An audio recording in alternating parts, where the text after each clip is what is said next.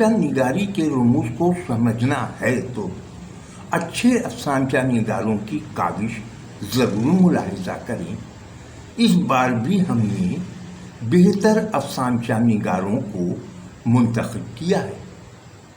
سنیں اور داد دیں، کمنٹ ضرور کریں تاکہ افسانچے کے انتخاب میں ہمیں آسانی ہو۔ اب چلتے ہیں اگلے افسانچے کی طرف۔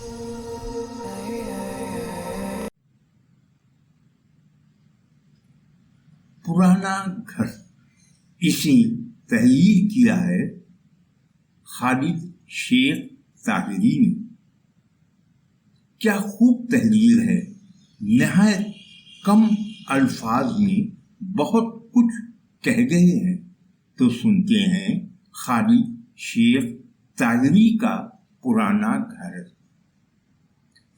جب ذیابطیس نے تمام تر توانائی نچوڑ کر رکھ دی، فشار خون بلند رہنے لگا، تو بیٹوں نے صحیح دیکھ بھال کے لیے شبیر احمد کو لندن کے پرفضا مقام پر واقع جدید اولڈ ہاؤس بھیجنے کا فیصلہ کر لیا۔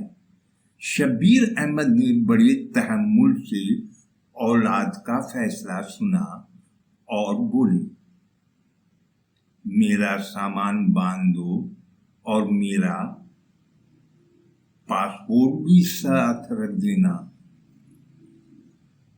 لہجہ ترکمانہ تھا۔ میرے گھر پاکستان میں ایسا نہیں ہو۔ آئیے افسانچہ سنتے ہیں نگاہ حسیب کا تحریر کردہ۔ عنوان ہے بیٹی۔ جب باپ کی جھوٹی انا کا سوال پیدا ہوا تو بیٹی کو اس کی آنکھوں میں ترحم کا کوئی نشان نظر نہ آیا۔ کسی بھی قسم کی مزاحمت کیے بغیر بیٹی دہلیز سے رخصت ہو گئی تھی۔ اس لمحے میں اس کی آنکھوں کے سرخ باریک دھاگے گواہ تھے کہ وہ کرب اس کے وجود کو زخمی کر رہا ہے، مگر زبان پر تالا تھا۔ کئی برس تک وہ بیٹی پر ہونے والے ظلم و ستم کی داستانیں سنتا رہا اور خاموش رہا۔ آج اس کے جنازہ کو کندھا دیتے ہوئے اس کے ہاتھ کانپے تھے۔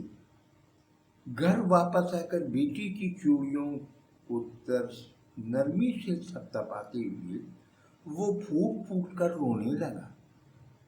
زبان پر بس ایک جملہ تھا، بیٹی چوڑیاں تو میں نے پہنی تھی، تو نے تو مردانہ وار مقابلہ کیا تھا۔ جیسا کہ میں پہلے بھی کئی بار عرض کر چکا ہوں کہ سندھی میں افسانچے بڑی تعداد میں لکھے جا رہے ہیں اور لکھنے والے بھی نہایت اعلیٰ لکھ رہے ہیں۔ تو آئیے سندھی کا ایک افسانچہ سنتے ہیں۔ عنوان ہے اب ہم۔ اسے تحریر کیا ہے رحمت اللہ مانجوٹھی نے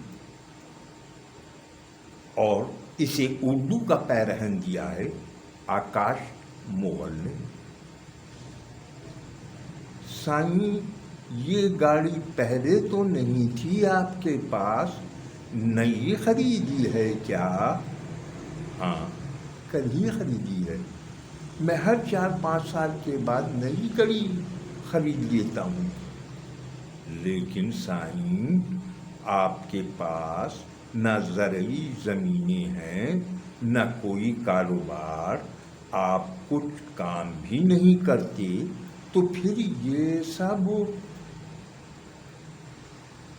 کیسے نہیں کرتا کام؟ ارے بھائی، میں نے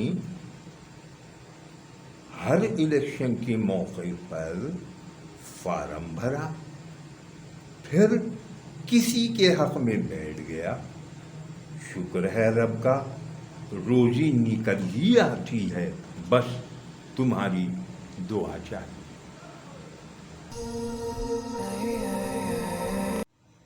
اور اب سنتے ہیں محترم شین میم دانش کا افسانچہ، عنوان ہے لاوارث۔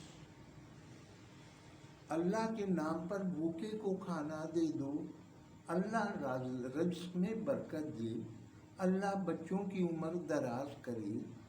خالد ابھی ابھی کھانا کھا کر بستر میں داخل ہوا ہی تھا کہ گلی میں آواز گونجی۔ آواز سے محسوس ہو رہا تھا کہ سائل واقعی بھوکا ہے۔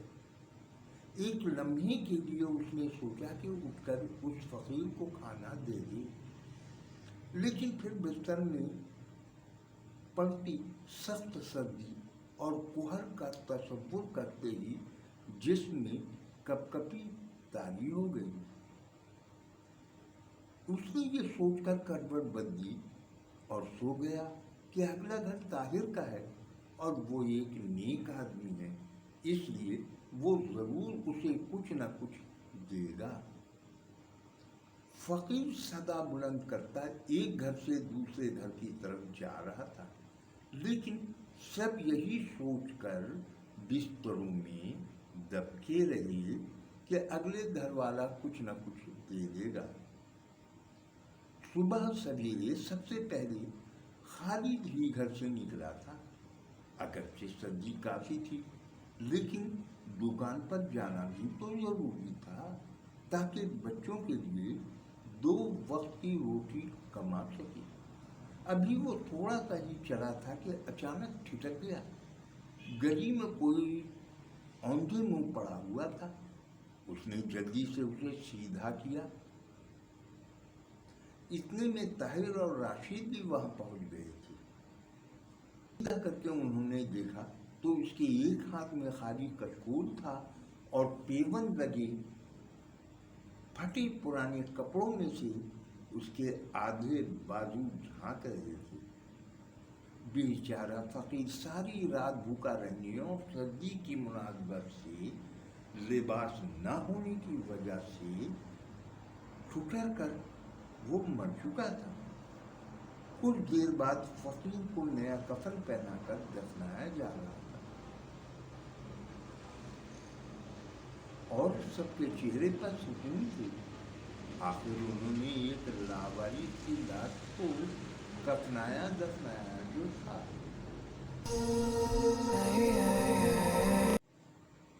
آئیے ساجد محمود کا افسانچہ سنتے ہیں، عنوان ہے دنیا۔ یہ افسانچہ مجھے برمنگھم UK سے موصول ہوا ہے۔ مفتی صاحب مسجد کے اڑوس پڑوس میں رہنے والے ہر ایک بندے کو جانتے تھے۔ بیماروں کی عیادت کرنا اور فوتگی پر افسوس کرنے جانا بھی ان کا معمول تھا۔ اس دن مجھ سے کہنے لگے، برخوردار تیار ہو جاؤ، شاہ میر کا جنازہ تو پڑھا دیا ہے، لیکن اس کی بیوہ ماں کے پاس چلتے ہیں، پرساتے نہیں۔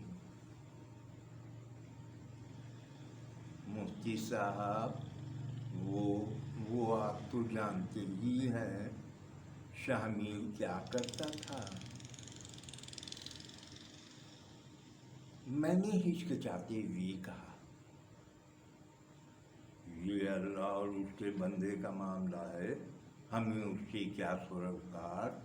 مفتی صاحب شفقت سے بولے، مولوی صاحب کی وجہ سے مجھے بھی ان کے گھر جانا پڑا۔ بہن جی، شامل کی اچانک موت کا بہت افسوس ہے. اللہ آپ کو صبر دے. اس کے 4 نوجوان بچوں کا خیال آتا ہے تو دل خون کے آنسو ہوتا ہے. مفتی صاحب نے شامل کی والدہ سے افسردہ لہجے میں کہا. شامل نے باپ کے پھانسی کی سزا ہونے کے بعد بہت محنت کی تھی. اللہ کا شکر ہے اتنا کچھ کما کر چھوڑ گیا ہے کہ پیچھے 7 نسلیں عیش سے کھاتی رہیں گی، پھر بھی پیسہ ختم نہیں ہوگا. شامل کی ماں نے فخریہ لہجے میں بتایا، اور میں خود سوچ میں ڈوب گیا کہ شامل کا باپ ایک قاتل تھا اور بیٹا منشیات فروش. دونوں نے دنیا تو خوب کما لی، لیکن آخرت کا خیال بھی شاید ہی آیا ہو.